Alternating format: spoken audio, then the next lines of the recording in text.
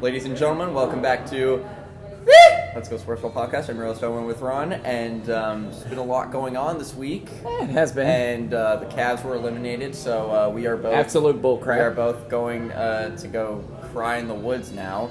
But yeah, so a lot's been going on. NHL playoffs are really starting to pick up, especially with the conference finals being almost set up, because as of this recording, Game 7 between the Leafs and the Panthers will be tonight.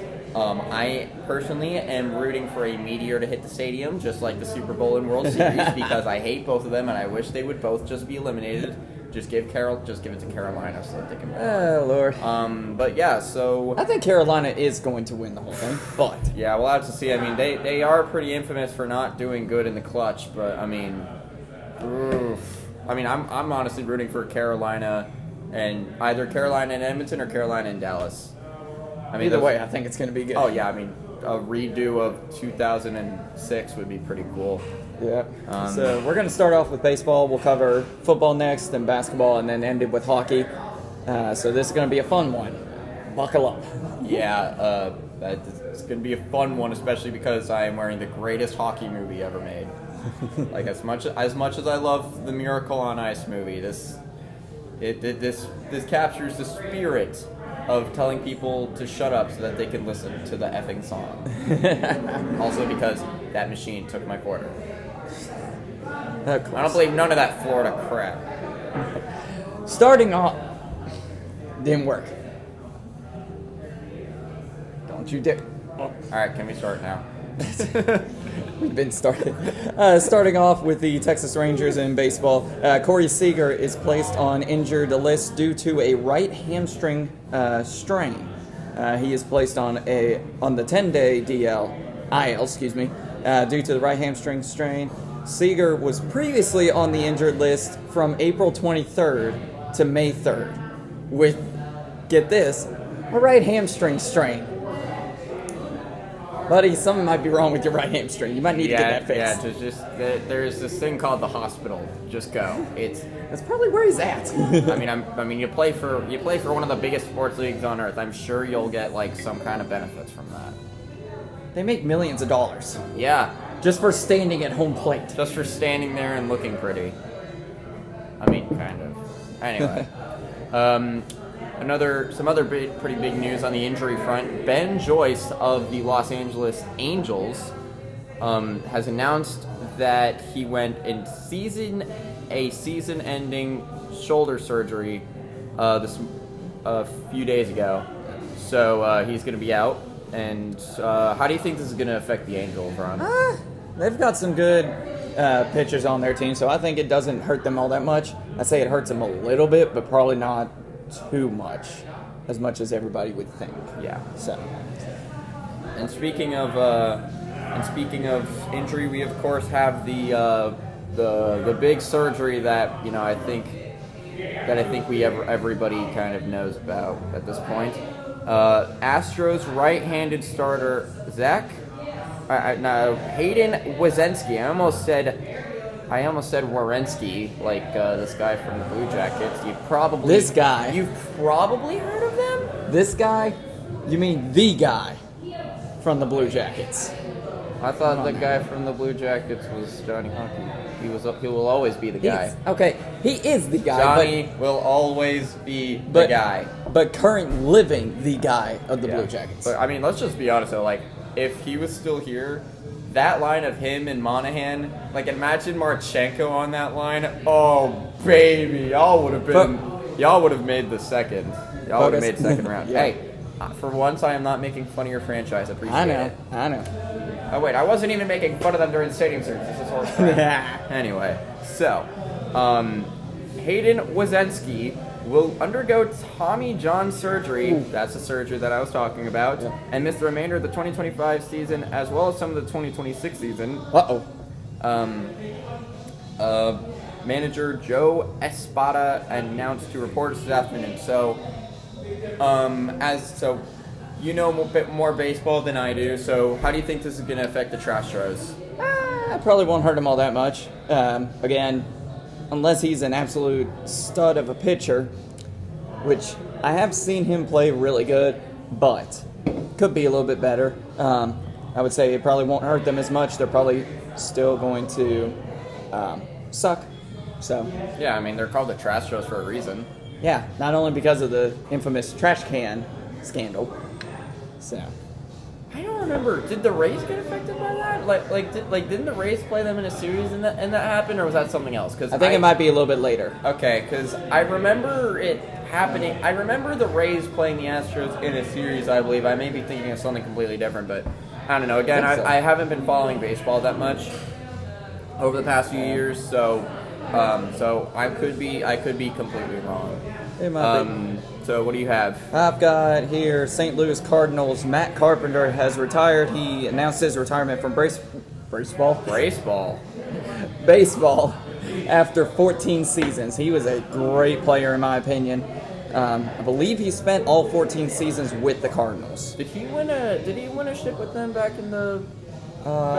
When did they win last? I remember. That was a long I time. think the last time that they won was like. Because I remember they were the second team of the Texas Rangers going back-to-back World Series and losing both of them. I believe It was okay, so it wasn't 2013 because that's when the Sox won. Yeah. I want to say either 2011 or maybe 2012. I think he was there. So.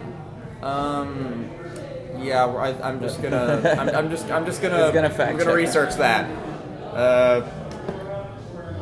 Yeah, Lordy. I will cover up a couple of other things because I'm going to leave one of them for last. They won it in the 2011 season, so I doing believe- math. I believe he did. So that would probably, like, if he had Be his 14 rookie year. seasons doing math, which I'm not good at doing, that would have probably been his rookie season. probably. I mean, heck of a career for Carpenter, and best of luck to him in retirement. Oh yeah.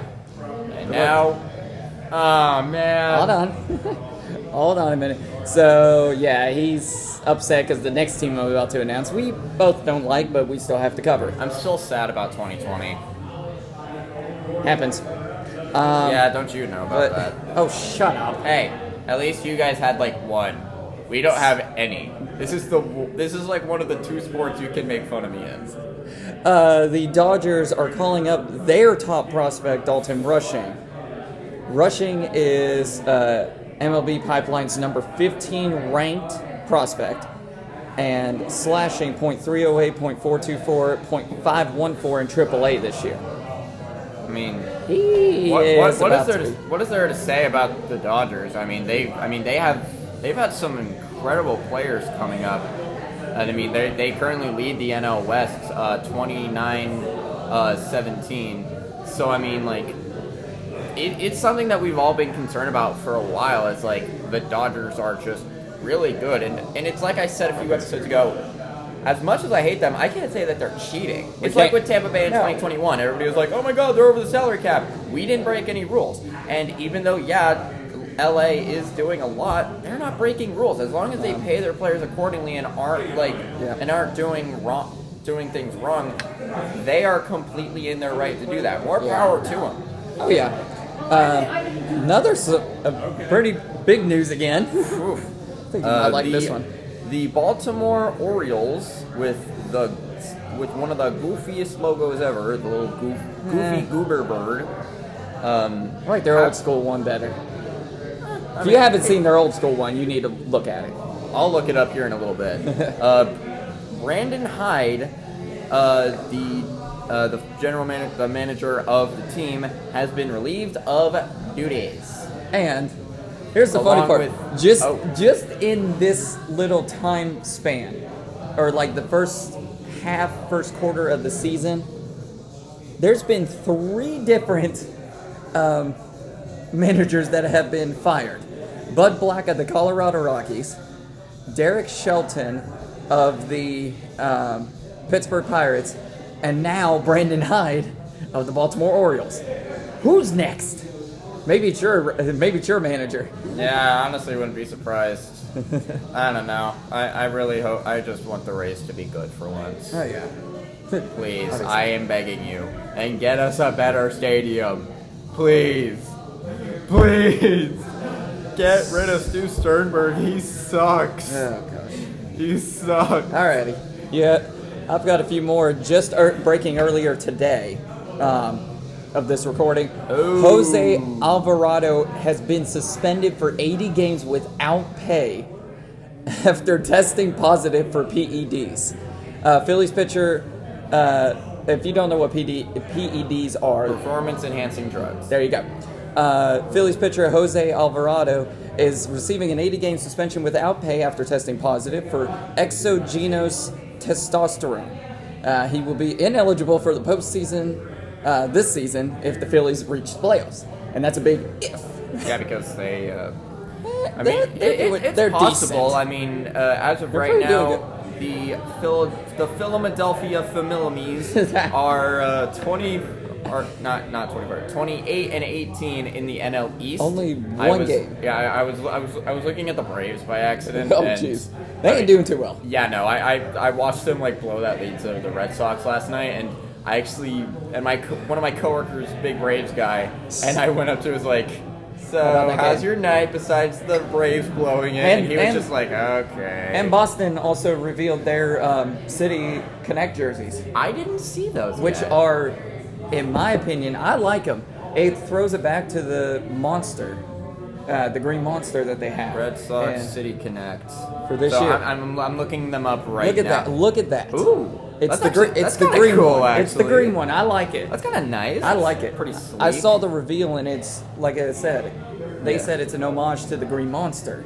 And if you don't know what the Green Monster is, it's basically a giant green wall in Fenway Park that about every single player has hit. I'm gonna keep it a buck. Like, as much as I'm not really like a big fan of Boston sports teams, I would kill to go to a game in Boston. Like, Oh, it's- I would love to it's go see history. the Bruins. Yeah, I mean, go to Fenway and see the Red Sox. Definitely want to go to TD Garden because I want to try to see if I can catch a game at every arena. Like, I would love to go to TD Garden just to get a picture with the Bobby Orr statue. You can check off Rocket Arena because I took you there. Well, that's not really a hockey stadium. Still. I'm talking hockey. Still. Specifically.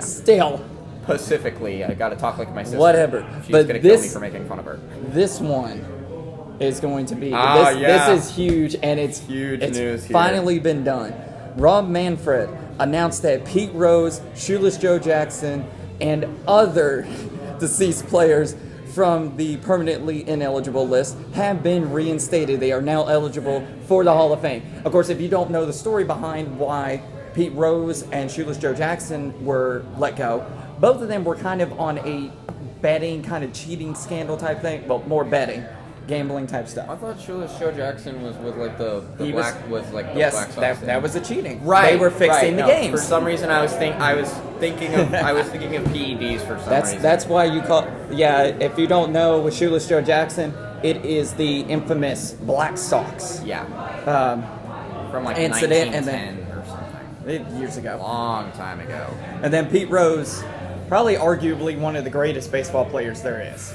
I mean, he was unbelievable, and I mean, it's crazy that it took so long for this to happen, and it does suck that they only did it right after he died. But at the end of the day, it's good that they're getting a shot at the hall. For Shoeless, it only took about 100 years. Yeah, and then for Pete Rose, maybe. Ooh, when did he retire? He'll get there eventually. He's been retired for some odd years. Yeah. So, but do you have any? I don't think you. I do not have anything else for baseball.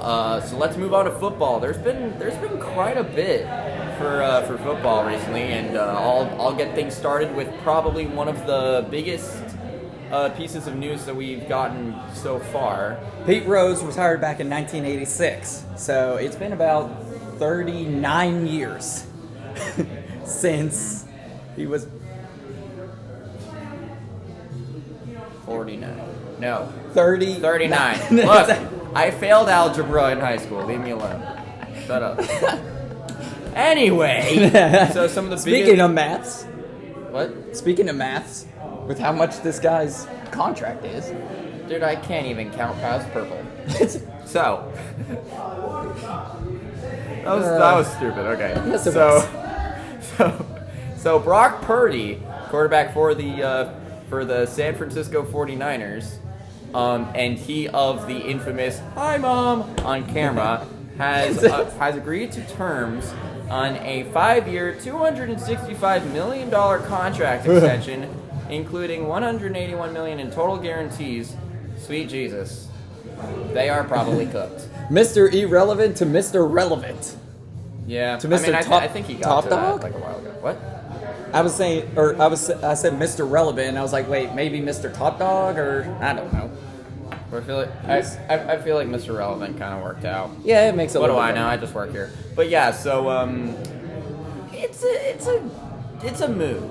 Yeah. Because I mean, Brock Purdy, he definitely had a down year last year with like the 49ers being garbage, and stuff like that. So it's possible that this could be a very good move, and maybe I'm just being cynical, but you know what? We'll have to see.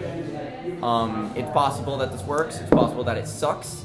Hopefully he'll get to a Super Bowl hopefully he'll win a Super Bowl. Sorry. And the first thing he says when he wins the Super Bowl, he looks into the camera and goes, "Hi, Mom." Yeah. That was I loved that meme. So that was a good meme. A lot of stuff happened as well over the weekend, or in the past week actually. The schedules for the NFL have been announced. Yeah. I have seen I've tried to watch all of them. It's hard to because you got to go through 32 teams, and it's crazy. But the international games that have been announced for 2025 in Sao Paulo. It will be on Friday, September 5th. It will be Chargers versus a team to be announced. I didn't get to see who it was. On September 28th at 9:30 a.m. In Dublin, it will be the Pittsburgh Steelers versus the Minnesota Vikings. In London on October 5th, 9:30 a.m., you've got the Vikings versus the Cleveland Browns. It's ironic that the Vikings are going to be going to England. Yeah, and it's also going to be fun. Tell me if I've seen that one before. History joke, not like football. I was about to say. A week after that, Sunday, October 12th, in London as well, it will be the Broncos versus the Jets. The battle of the... I was about to say Battle of Tank Bowl, but never mind. Yeah, no, because the Broncos did really Broncos good. did good. That's why I stopped myself. Yeah, Bo Nix, our king. It's actually interesting because I recently heard some interesting news that Roger Goodell has been looking into getting a Super Bowl in London. I would love to see that. That would be cool. But well, you can also fit more people in there. Have you seen how big those football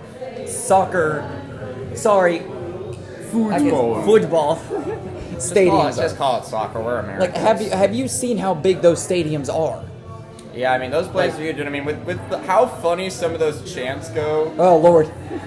What do you think of Tottenham? I ain't gonna say it on here because I would finish that in a heartbeat. There's a child here. Yeah, and he's sitting right beside me. Oh yeah, I'm 19. Anyway, old man. And then also a week after that, October 19th, in London again, you have the Los Angeles Rams versus the Jacksonville Jaguars. See how that goes. In Berlin, on November... Finally, we're leaving England. In Berlin on November 9th, it will be the Atlanta Falcons versus the Indianapolis Colts. And in Madrid, which I believe is in Spain, it will be the Washington Commanders versus the Miami Dolphins. I don't know how to feel. Which one do you think is more interesting out of all of this? I don't know. I mean, these are probably going to be some pretty good games. I really don't feel good saying this, but I mean, I do. I'm pretty sure the Vikings are going to smack the Browns pretty hard, but we'll have to see. Out of all these games, I feel like, I don't know. I kind of feel like the Vikings and the Steelers will probably be a pretty good game.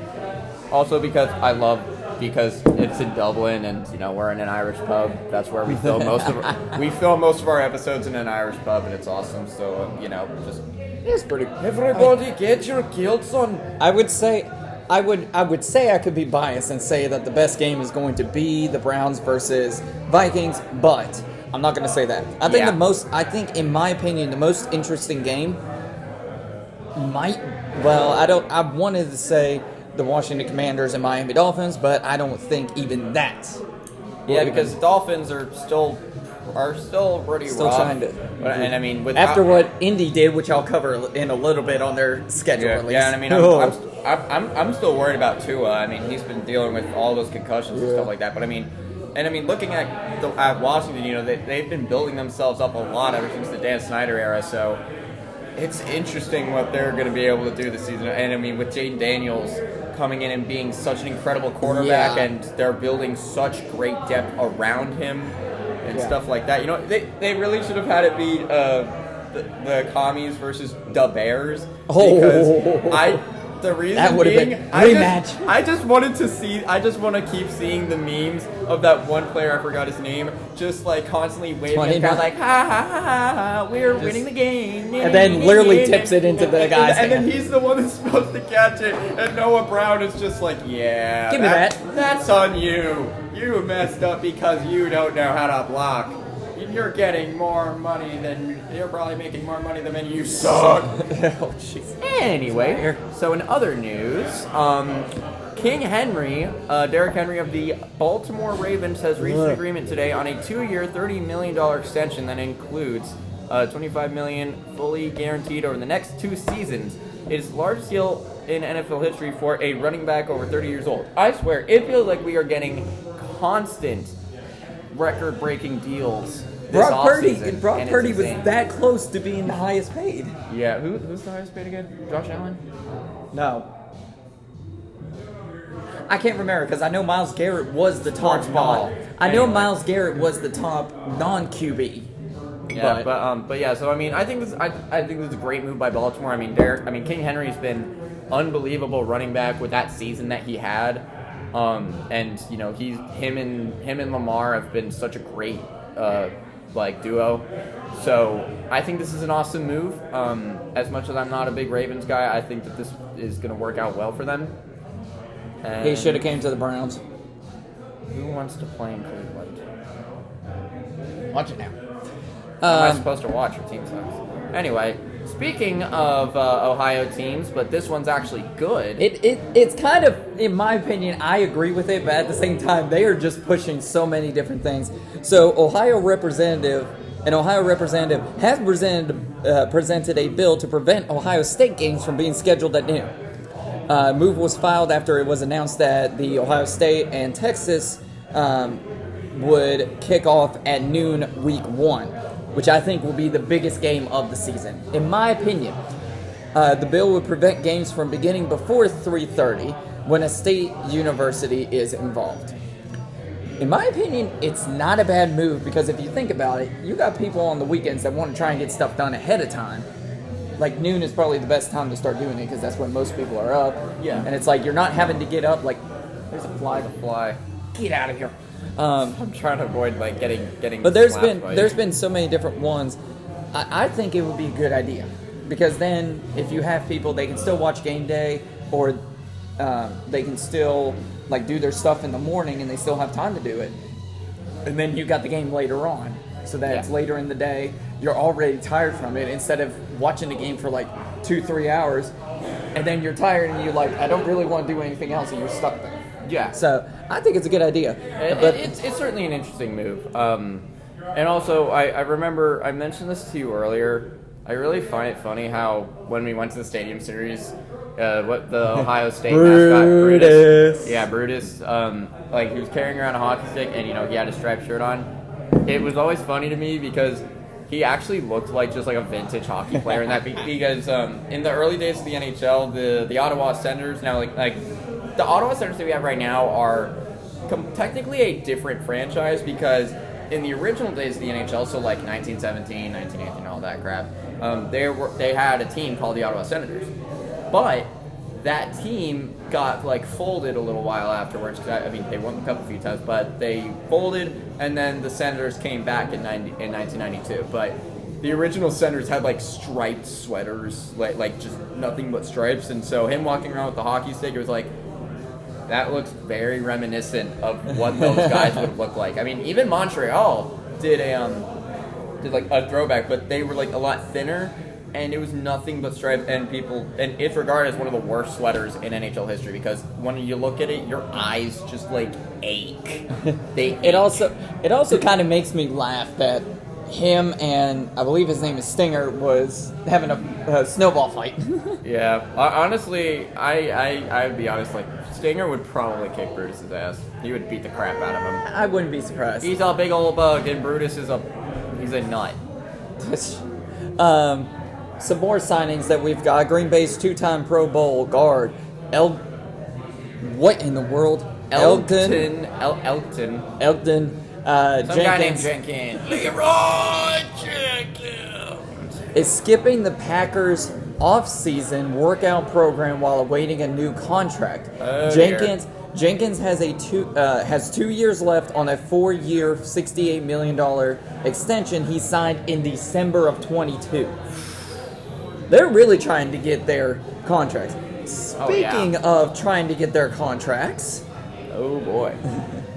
NFL sack leader Trey Hendrickson, who plays for the Cincinnati Bengals, said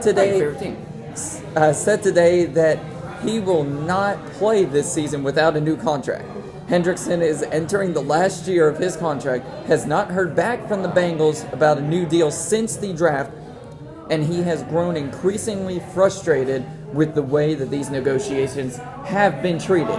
That's insane. If I'm the Bengals, I'm trying to find that money and get that contract done. Yeah, I mean, Trey Hendrickson is one of those guys that you want to keep around. I mean, like you said, he's NFL sack leader, and he's one of the best players for the Bengals, so he's the kind of guy that you need to keep around, especially when... He's their best player on the defense. Yeah, and I mean, like, you know, especially since the Bengals are still trying to get back in the postseason. Yes, After an admittedly ho-hum season, they're trying to get back in the playoffs, and they want to make sure that they can not only get a ring for their franchise, they want to get a ring on Joe Burrow's finger. Yep. So at the end of the day, he's the kind of guy they need to keep around. If they don't, then they are screwed in like every way. So this is some big news for this guy. Ow! Sorry. This is kind of funny for me. Charles Woodson is set to purchase a stake in the Browns franchise. I've got my mother over here, and she's just giving me the wide open eyes. Charles Woodson is set to own, and this sounds like a small amount to us, but it's probably a big amount still, 0.1% stake in the Browns. Sale is contingent upon Woodson agreeing to similar broadcasting restrictions to Raiders owner Tom Brady and removing his name, image, and likeness from businesses he is involved in. If he is taking the stake, how about he take 100% of it, get Haslam out of there, and we would have a better GM. Yeah, I'm gonna keep it a buck. Like, I don't know if he'd be a good owner, but at this point, with the way Haslam is, the bar is lower than y'all's winning percentage in 2017. Okay. That is how low the bar is when it comes to Jimmy Haslam. That man is absolute trash. And this is coming from a guy who knows how bad ownership is. I mean, take the Buccaneers, for instance. Yeah. Like back, I'm not even going to be upset. I remember after the Cavaliers game, we were playing pool at your cousin's place, I think. Yep. And we listened to that whole video about Hugh Culverhouse. If you don't know, go watch Urinating Trees video on it. He did a great video about Hugh Culverhouse. Horrible guy. I am so glad I did not have to live through. I'm so glad I didn't have to live through that era of Buccaneers football. I'll let you take this one since I've taken the last couple. New England Patriots starting defensive tackle Christian Barmore said Thursday that he has been cleared for football activity after having his 2024 season cut short due to a recurrence of blood clots. Honestly, that's good. Yeah, it's good. It's good to see. As much as I hate the Patriots, I mean, okay, I don't hate the Patriots. I was gonna say I don't hate them as much now that Belichick is gone. I don't even hate them because they have Tom Brady, and he is my goat. Buccaneers legend. Yeah. But yeah, most people know him for being on the Patriots. Well, yeah, but you know, he's still he beat the stuffing out of Patrick Mahomes in the 2020 2021 Super Bowl. Yeah, in the Yes, 2021 okay. Super Bowl. So, come on. Yeah. Patrick Mahomes losing is a win for both of us. What up? So anyway, And this is what I was going on about during the schedule releases. Oh. This one, Indy took it a little too far. This is the Minecraft video. It's not that.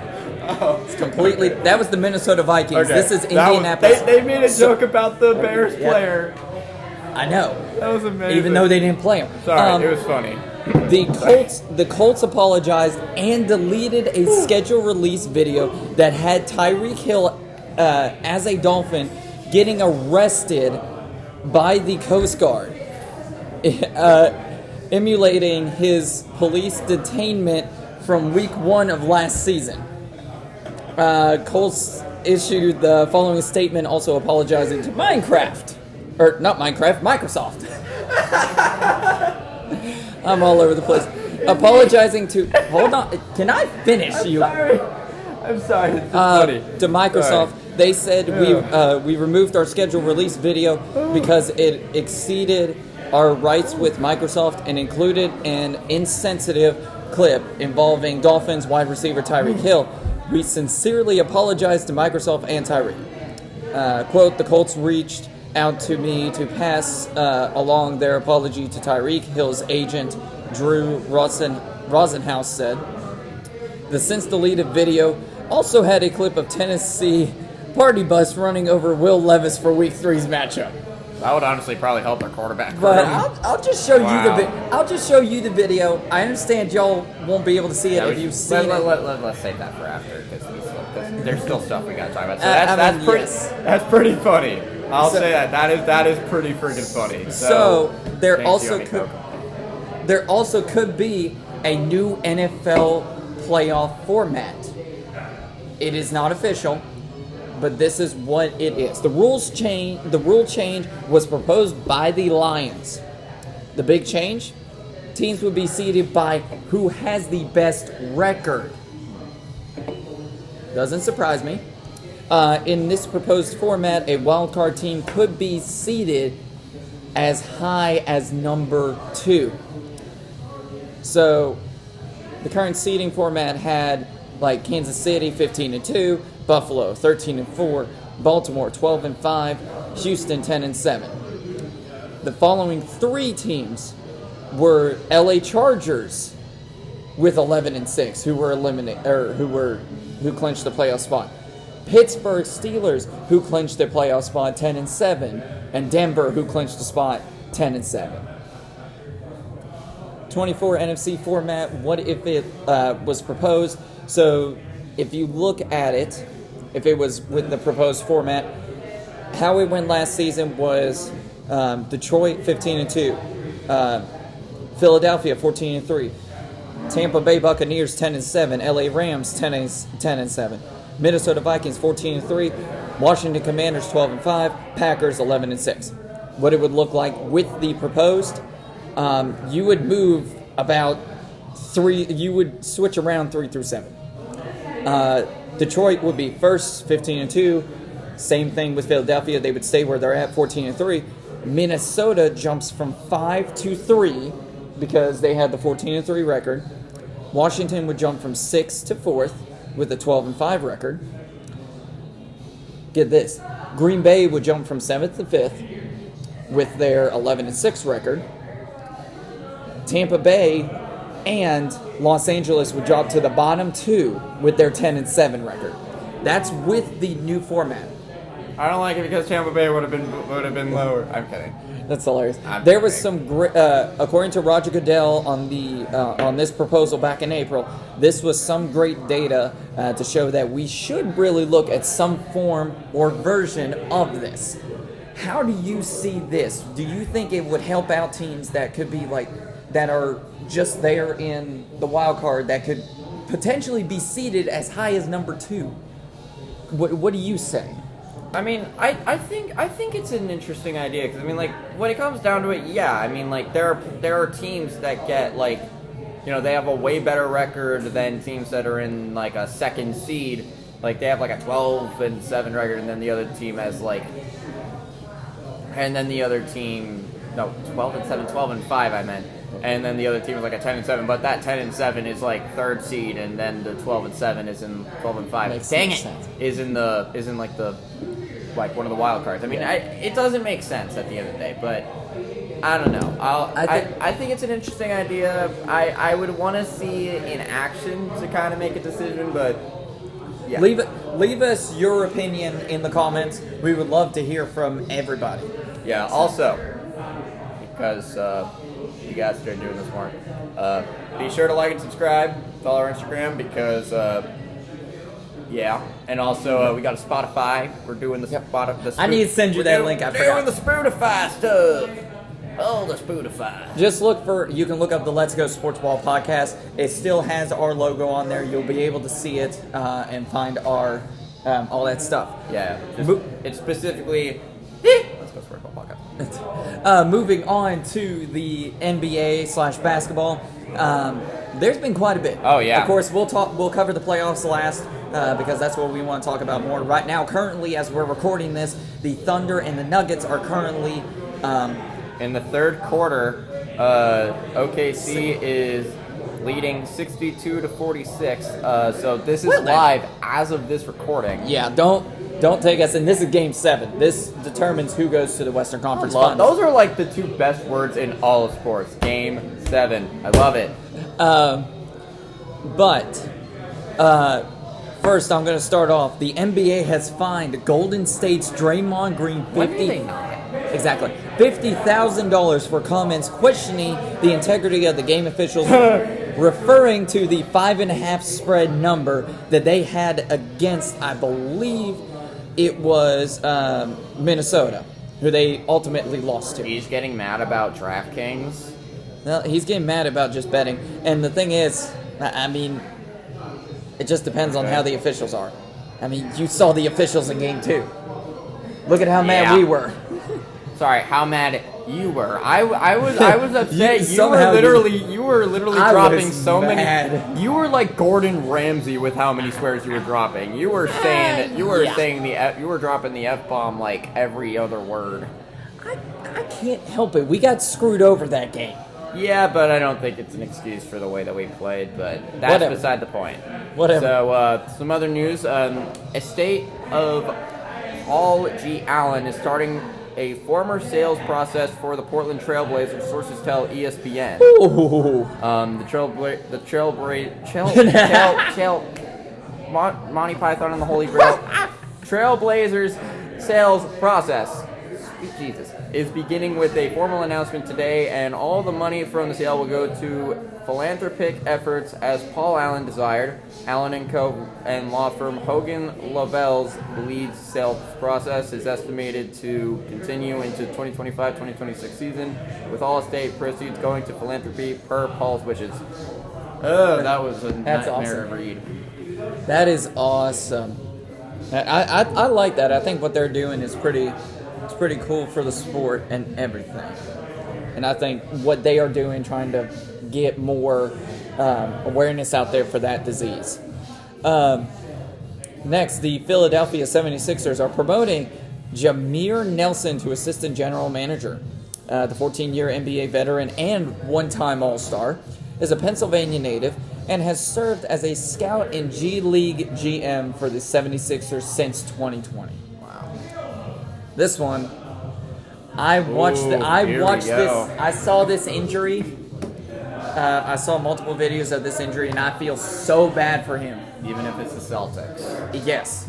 But they did bounce back and do a really great job in Games 5, I believe it was. Yeah. Because they went down 4-2. Yeah, so Boston Celtics All-NBA star Jason Tatum underwent surgery to repair a torn right Achilles tendon, and it's a giant season-ending injury for one of the best players in the NBA right now. There's going to be a long rehab waiting for this guy. Well, he's got He's got some time. Yeah. Oh, yeah. I will say that he's got a long off season. He's got plenty of time with the Celtics out. He's got plenty of time to get that fixed up, and hopefully, best recoveries to him. Yeah, absolutely. But here's one thing that I think would be pretty cool, but at the same time, this is going a little far, in my opinion. City council member files a request to rename the San Antonio airport after Greg Popovich. Wow. A city council member has filed a request to rename the San Antonio International Airport after Spurs president Greg Popovich, calling his impact on the city immeasurable. Yeah, I mean, I kind of get that. Just stick to maybe naming the arena or putting a statue outside. That's first. what I was thinking. First do that. Don't just name an airport where everybody knows, and if you're traveling from out of state, who's going to know who Greg Popovich is unless you're a basketball fan? Yeah, I mean, I didn't really know who he was until I got into basketball, but he was a great coach. He's my God, arguably, that is great is an understatement. I was going to say he's arguably one of the greatest of all times in coaches. Yeah, Popovich, yes sir. But honestly, I would not be surprised if in the near future, bro gets a statue outside of the arena. If they don't put it out this next season, I'm going to be absolutely mad.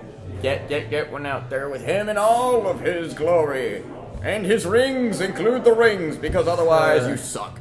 So, just a little bit of news about the OKC game. I'm getting this from Shams on Instagram, because I follow him, stuff like that. Denver Nuggets forward Aaron Gordon has been diagnosed with a left hamstring strain, and his status is in doubt for Game 7. I don't know if he's playing right now. I think he will play and start. So that was just irrelevant. I'm stupid. That's because I saw that earlier, and that's why I said something. Something happened, literally later in the day after we filmed last week. Something that the memes have been glorious about. The draft lottery officially ended, and the team that got that won the lottery, the Dallas Mavericks. How is that? I'm trying to pull up the picks real quick, but all I'll say is this: there are people that are genuinely believing that there is some kind of conspiracy theory regarding them. My gosh. People are saying that they traded Luka on purpose so that they could try to get Cooper Flag. I don't know if this is true. They're probably just hitting the bong too much, but at the same time, you know what? With the way things are in the NBA, it's rigged. You never know. But that is insane to me. How they won the draft lottery. It was all part of the plan. But also, part of the plan. Also, I did send you something, and I believe I sent another friend of mine who is a basketball fan as well. It is funny how some of these teams, and I will wait.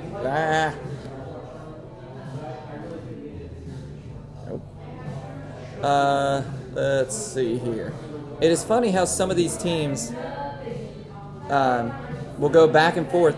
There was, here it is. So there it is, yeah. There it is. So in 2011, the Clippers New Orleans traded Chris Paul to Los Angeles. What happened? The Clippers, not the Lakers. New Orleans traded Chris Paul to the Clippers. Yeah, it's just when you say LA, people usually think of the Lakers. True. And then in 2012, New Orleans got the number 1 pick and picked up Anthony Davis. 7 years after that, in 2019, the Pelicans traded Anthony Davis to the Lakers. And then later on that year, in 2019, New Orleans got the number 1 overall pick. And they picked up Zion Williamson. Now get this, 6 years later, 2025, Luka gets traded from the Mavericks to Los Angeles Lakers. And guess who gets the first overall pick? The Tampa Bay Lightning, and they're going to use it to select Babe Ruth, a really, really good quarterback. Go Sportsball! Also, I don't wish that the Lightning was selected first overall, because as cool as that would be, that means the Lightning suck. But now the Mavericks have the number 1 overall pick, followed by San Antonio Spurs. I combined their name there. San Antonio? Hey, it works. That sounds like a really, really cool name. Third is Philadelphia 76ers. Fourth is Charlotte Hornets. Fifth is Utah Jazz, who had the worst record. Which is crazy. They had the worst record, and they got fifth. Nobody likes Jazz. Washington Wizards at number 6. New Orleans Pelicans at number 7. Brooklyn Nets at number 8. Toronto Raptors at number 9. Houston Rockets at number 10 from Phoenix via Brooklyn. Trades. Here. Number 11 is the Portland Trail Blazers. Number 12 is the Chicago Bulls. 13, Atlanta from Sacramento. San Antonio Spurs from Atlanta. Number 15, Oklahoma City from Miami via trade from the Clippers. 16, the Orlando Magic. 17. Have fun with this one. 17, Minnesota from Detroit via New York, Oklahoma City, and Houston. Jesus. Okay, I guess everybody wanted the 17th spot. Yep. 18, Washington from Memphis. Brooklyn, Jesus. From Milwaukee via New York, Detroit, Portland, and New Orleans. 20, Miami. 21, Utah. 20, Miami from Golden State. 21, Utah from Minnesota. 22, Atlanta from the Los Angeles Lakers via New Orleans. 23, Indiana. 24, Oklahoma City from the Clippers. 25, Orlando from Denver. 26 and 27, both Brooklyn. The 26th pick comes from New York, and the 27th pick comes from Houston.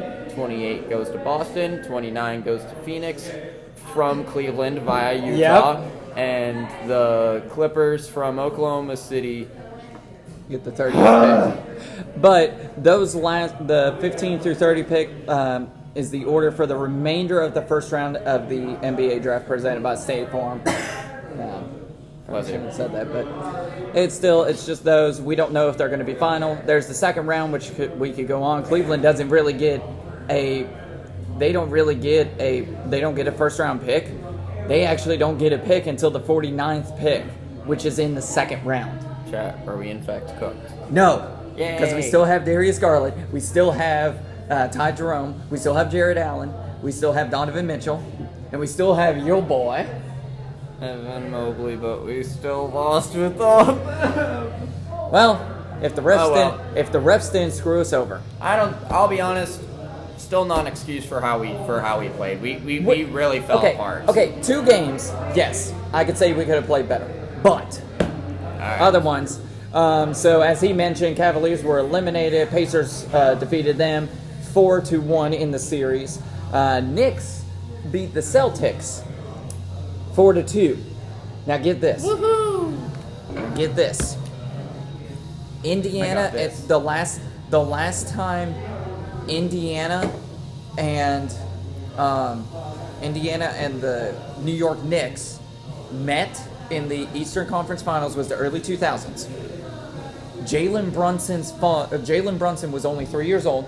Wow. His father was on the New York Knicks team when they last played Indiana. Wow. If this doesn't tell you anything, please don't be a Hopefully, as much as it hurts me to say this, I hope Indiana gets shut out 4-0. The only reason I say I hate to say it is because you don't like the Knicks. Well, it's going to make the Cavs look bad. Think about it. Yeah, I mean, you know what? All I hope is for a really, really good series. I hope so, but at the same time, moving to the Western Conference right now, Timberwolves defeated the Golden State Warriors 4-1 in the series. Right now, the only interesting game that's going on, and that is currently live, is the Nuggets and Thunder. The series is tied 3-3. Game 7 is happening right now. As of right now, the current score is with 8:34 left in the third quarter. It is 72-53 Oklahoma City Thunder. So this game, I think Oklahoma City is going to pull this one out, but I'm not counting out the chicken nuggets just yet. Chicken nuggets. Man, now I want McDonald's.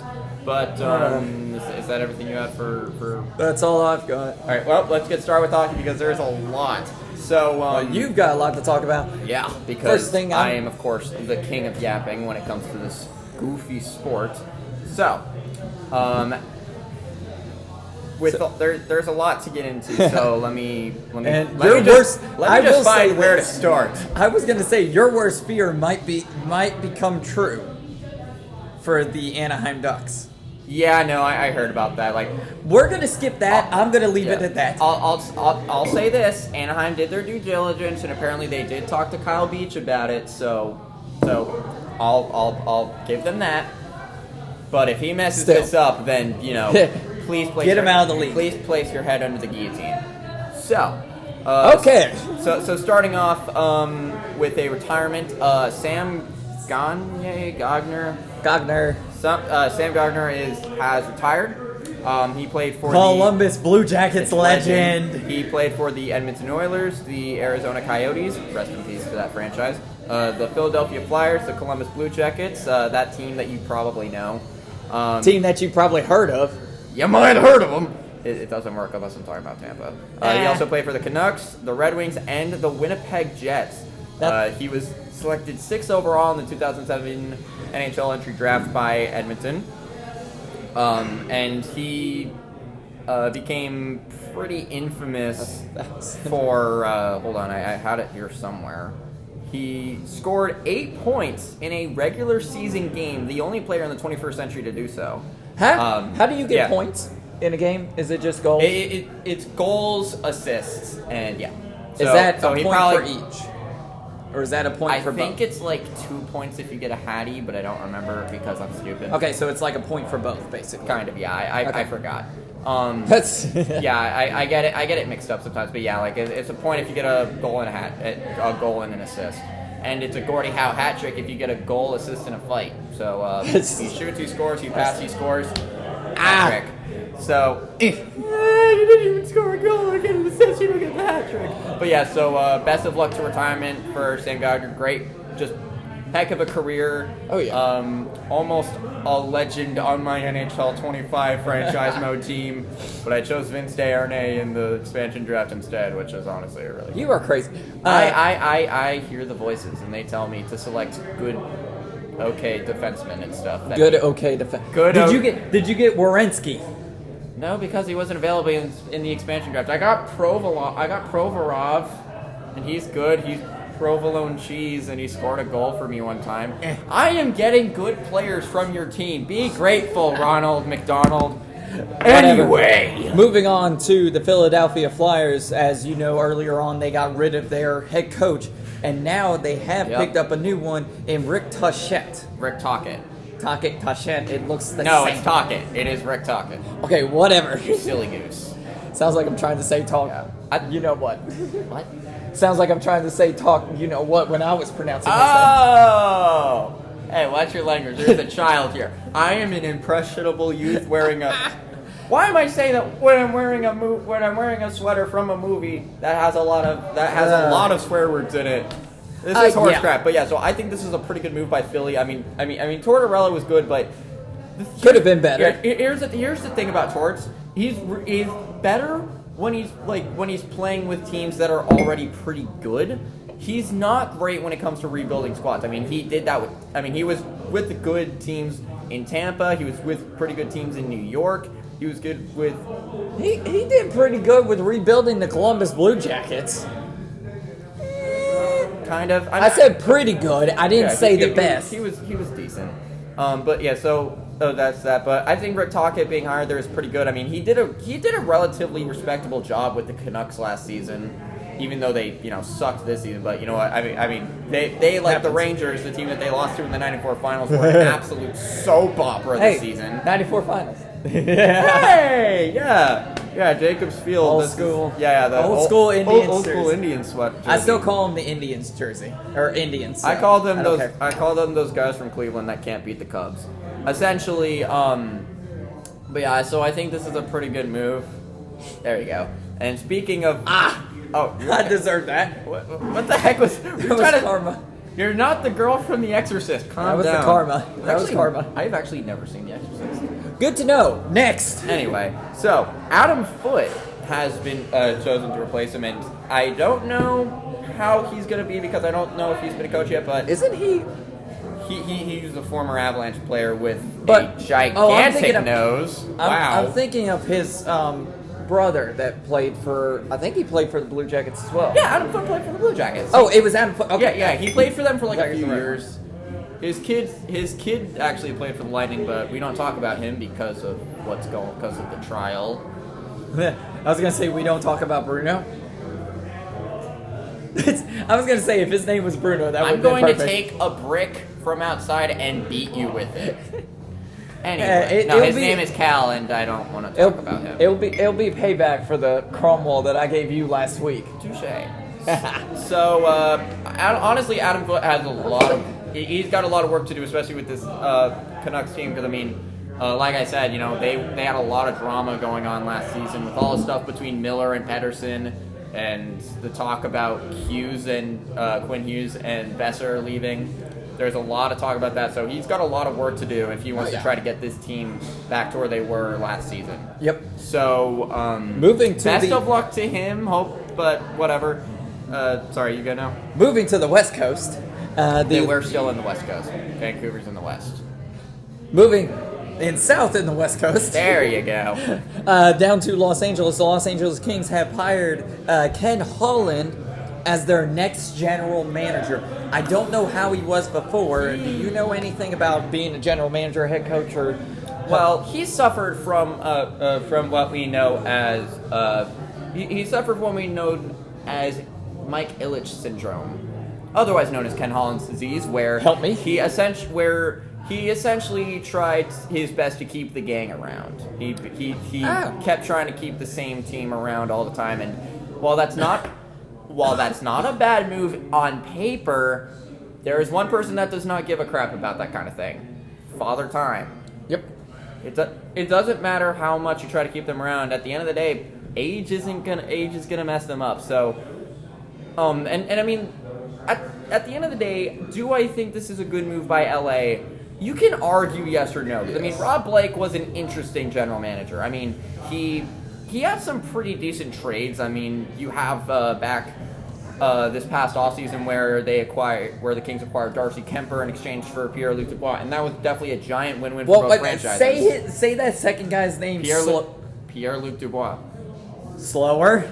Pierre-Luc Dubois. Okay, there we go. That's how I was normally saying it. I know, but you said it so fast, I was like, wait, what was his name? Pierre-Luc Dubois. I think that was a great move for both franchises because, I mean, Dubois didn't work out well in LA, but, I mean, he's done great for himself in Washington, and same with Kemper. He was pretty rough in the Capitol, but playing for LA, he was a great goaltender back to his, 2022 form, and then you add, ironically, getting Pierre-Luc Dubois from the Jets, and then he got Villard and exchanged for Velarde and Iafallo, and it was a move. And hey, a trade with your Blue Jackets, getting Vladislav Gavrikov. That's a name. And we acquired Jonathan Quick, who you didn't even play. Yeah, you immediately flipped it, but I mean, I know, which sucks. Gavrikov. He of getting hit in the face by Nikita Kucherov in the face with the puck from Nikita Kucherov, which led to Braden Point scoring in 5 overtimes. There you go.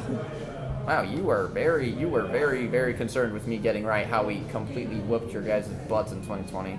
So then, he also made a really good trade in 2022 to acquire Kevin Fiala from the Minnesota Wild, which, again, this is a trade that worked out pretty well because Minnesota ended up getting Brock Faber, who's been a great player for them, and Fiala's been an awesome player for LA, and he's been great. Yeah, I'm a big Kevin Fiala fan. So we'll have to see how it goes throughout the rest of the season. Yeah, so Rob Blake, I mean, if he ends up getting another job in the NHL soon, then it could be interesting. So just a second ago, you were very shocked about something. What's going on? I saw the game, or I saw a notification pop up on my screen. Nikola Jokic. Sarge is going nuts. Nikola Jokic got dunked on just to add insult to injury as they're down 22. Wow. Yeah, good job, buddy. Actually, it's 20 because the score just changed. All right, nerd. I don't even have glasses. I can't do that. Actually. Yeah, you need to have the taped up glasses like they have in the movie. Yeah, I had that. I have those as from like my Halloween costume, but You forgot it. Yeah, no, I'm not gonna wear them. That's true. But It's a podcast. No, moving on back to hockey. In the series of the playoffs going on between the Dallas Stars, it ended. Yeah. Sorry, Winnipeg moved on, or did Dallas? No, Dallas moved on in overtime off a goal from Thomas Harley. So a couple days ago, Jamie Benn was in an incident. Let's just say that he has been fined $5,000, the maximum allowable under the CBA for roughing Winnipeg's Mark Sheffield. Shifley. You don't know how to pronounce names. That's Shifley? That's Shifley, yes. Okay. For roughing Winnipeg's Mark Shifley. There you go. And I mean, like, I saw the video and it's just like, this was outright. Outright, he can't do it. This was from Game 5, specifically. But unfortunately for Mark Shifley, there was some pretty rough news of his father passing away.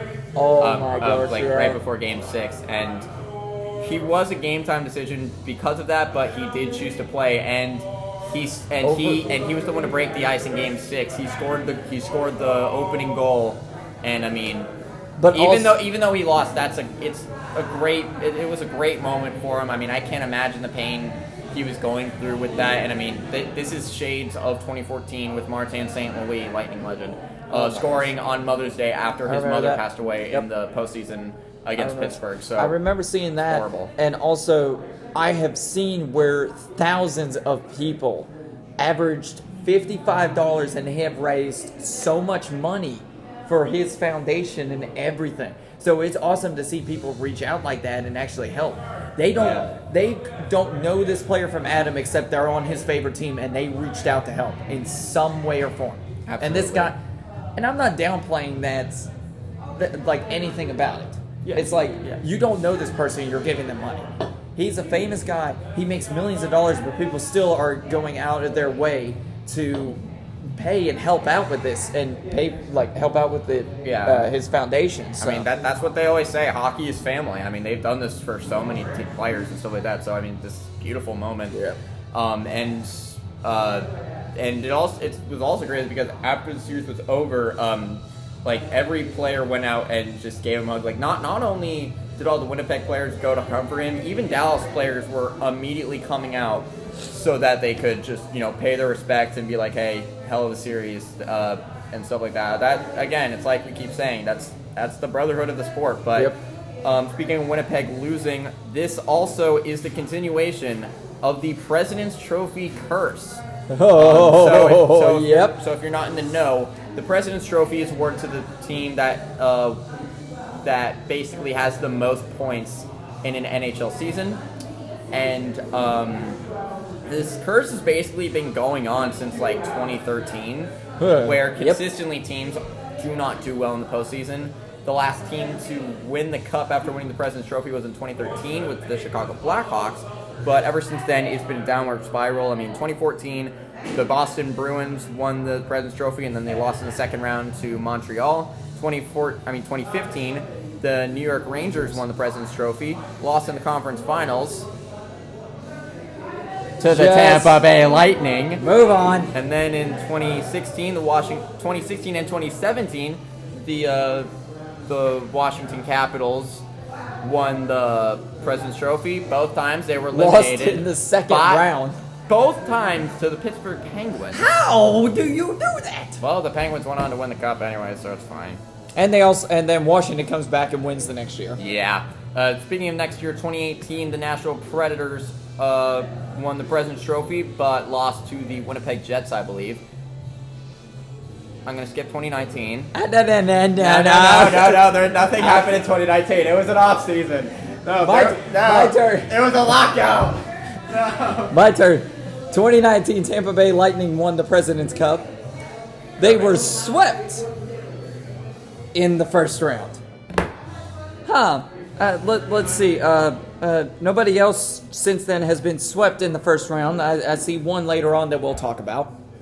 Continue. Okay, you weren't talking about who swept them. So, I don't know who swept them. I can't remember. You don't know who swept... Buddy, Are you trying to make me say it? I've watched... The Blue Jackets. Oh, I forgot about that. I've watched, slept, worked, and drank since then. I've been watching too many games. So, in 2021... I hate you. The 2021... Not 2020. Oh yeah, 2020, the Boston Bruins won the President's Trophy. They got beaten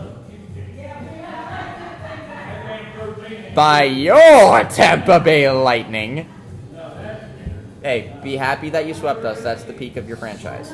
So, we'll see. And then in 2021, the Colorado Avalanche won the President's Trophy, and they lost in the second round to somebody. I think it was Vegas. It was Vegas. I forgot because the 2021 season was really weird. But then in 2022, the Florida Panthers won the President's Trophy, and they got swept in the second round by the Battle of Florida. By the Tampa Bay Lightning. Yeah, so for all the Panthers fans that just started watching the sport because they're good, all those bandwagons being like, oh, Florida owns Tampa. Buddy, you just started, and we still swept you, and we still won in 2021. It's an even series. Congratulations, your team is relevant. Sorry, what? I was going to say, it's just like the Taylor Swift fans only watching the Kansas Chiefs. Easy. That's Easy, why I boy. stopped myself. Watching the Chiefs because she's dating Travis Kelce. So. Yeah, I mean, why are we even talking about them? We're talking about sports and hockey. We're not talking about them. I know. We're not talking about the person that Travis Kelce made famous. I'm kidding. So, then in 2023, the Boston Bruins won the President's Trophy, the greatest regular season team ever. And then they blew a 3-1 series lead to the Panthers. Are they the 2016 Warriors? Pretty much, except it wasn't in the finals. But It was in the first round, but still. Then in 2024, the New York Rangers won the President's Trophy, but then lost in the conference finals to the Panthers. So I guess if you're the Panthers, just don't win the President's Trophy, and then you'll beat them. Hey, kind of like Tampa Bay. How about that? So yeah, this is the continuation where the Jets won the President's Trophy, and then they lost in the second round. Immediately. But, I mean, it was a great season for them, all things considered. Hellebuck, just such an inconsistent goaltender for them in the postseason. I mean, great in the regular, horrible just weird in the postseason. It's like Stuart Skinner, except it's just in the postseason.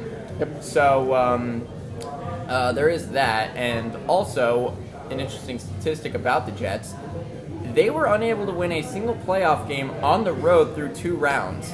They were 0-6. They didn't win in St. Louis, and they did not win in Dallas, which is it's a statistic to say the least. They might want to fix that. Yeah, they definitely want to fix that. In other news, Jeremy Swayman has been in trade talks for a while after this season, and I mean, it makes sense because he had a really bad season with the Bruins. Oh, yeah. Yeah, I mean, their goaltending was horrible. Somehow Korpisalo was a better goaltender at times with him. Yeah, somehow.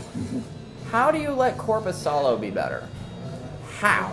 But the Edmonton Oilers are listed as one of the teams that could be a potential landing spot for Swayman, and I don't know. He would about be that. benched. He would be on the bench. I mean, you never know because Skinner's a very inconsistent goaltender, and I mean Calvin Pickard's been really, really good, but at the same time, having somebody like Swayman could be pretty good, but we'll have to see. Might work. And it's also, speaking of inconsistent, you have Austin Matthews, who finally see this statistic that I just Didn't they that boo I saw him a lot? Actually, yeah, after game 5, I think. It's interesting because I actually remember seeing this, and it was like he hadn't scored a goal in the second round in his career. He did finally score one in Game 6 to force Game 7, but, like, that's not a good look. No, it's not. I actually, like, if the Panthers lost last night, I had, like, a whole rant ready, but as of right now, we're going to have to wait for Game 7, and if they lose, then I'm going to go on that rant, and if they win, then I'm just going to be sad because I hate the Leafs.